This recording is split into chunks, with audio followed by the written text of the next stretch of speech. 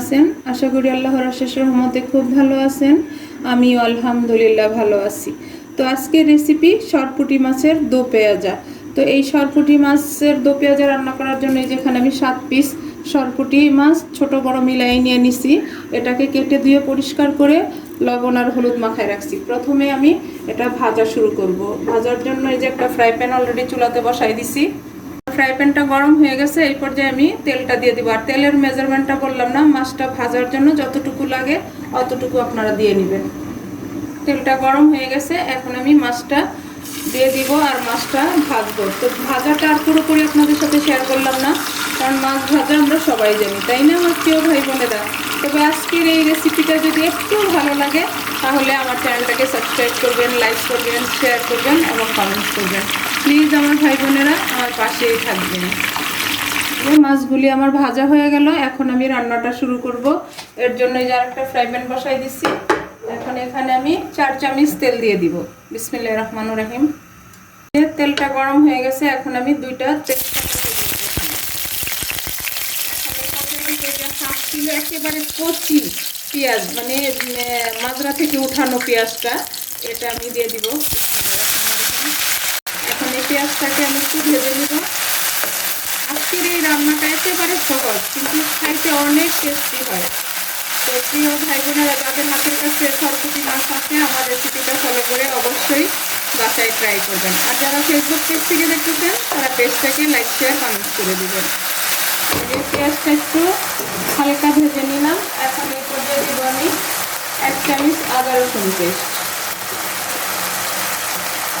বাকি মশলাগুলো দিয়ে দিব। দিয়ে দিলাম 1 চামচ হলুদ গুঁড়া,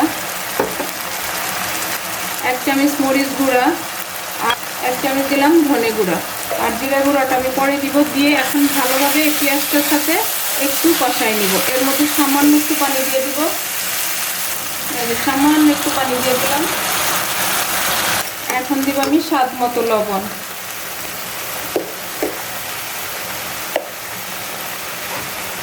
এখন ভালোভাবে আমি প্রথমে পেঁয়াজ আর এই মশলাগুলো কষাই নেব। আমার মশলা এবং পেঁয়াজটা একেবারে কষানো হয়ে গেছে।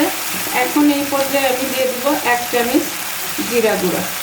দিয়ে এটাকেও আবার একটু ভালোভাবে মিশিয়ে নিব। এই যে সব কিছু একসাথে ভালোভাবে কষানো হয়ে গেল। এই পর্যায়ে আমি ছোটো সাইজের 2টা টমেটো এইভাবে কেটে রাখছি, সেটাও দিয়ে দিলাম।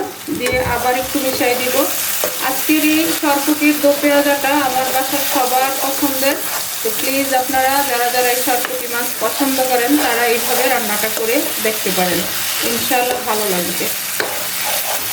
এই যে টমেটোটাও এই মশলার সাথে ভালোভাবে কষিয়ে নিলাম।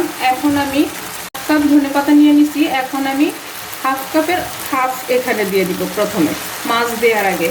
তো আপনারা ট্রাই করবেন যখনই মাছ এইভাবে রান্না করবেন তখন ধনেপাতাটা আগে দেওয়ার জন্য, কারণ এটা দেওয়ার পরে তো আর বেশি একটা নাড়া দেওয়া যায় না, তাই না? এই যে এখন আমি এই পর্যায়ে মাছগুলো দিয়ে দিব। এই যে মাছগুলো দিয়ে দিব।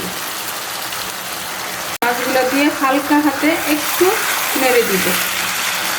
দেখেন মাশাআল্লাহ মাশাআল্লাহ, এখনই কিন্তু লুকটা অনেক সুন্দর লাগতেছে আর সুন্দর একটা ফ্লেভারও চলে আসছে। এখন সামান্য একটু পানি দিব, একেবারে অল্প একটু। এই দিয়ে চুলার আঁচটা বাড়াই দিব। বাড়ায় এখন আমি রান্নাটা করে নিব। এখন এই পর্যায়ে আমি দিয়ে দিব 6-7টা কাঁচামরিচ চিড়ে রাখছি, সেটা দিয়ে আরও 5 মিনিট এটাকে একদম লো ফ্লেমে রাখবো। 5 মিনিট হয়ে গেল। এখন বাকি ধনেপাতাটা আমি উপর দিয়ে দিয়ে দিব। দিয়ে ঢাকনাটা দিয়ে 1 মিনিটের মতো রাখবো। এরপর আমি নামাই নিব। নামায় সার্ভ করে আমি আপনাদের সাথে শেয়ার করতেছি যে আজকের আমার সরপুঁটি মাছের দো পেঁয়াজাটা কেমন হয়েছে।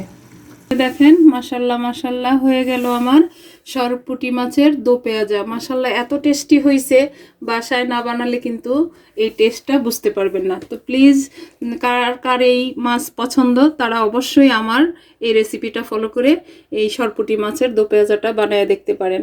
তো যাই হোক, আজকে এই সরপুঁটি মাছের দো পেঁয়াজা রান্না করা আমার শেষ হয়ে গেল। আমি আপনাদের কাছ থেকে বিদায় নিব। আবার নতুন কোনো রেসিপি নিয়ে আসবো। আল্লাহ হাফেজ।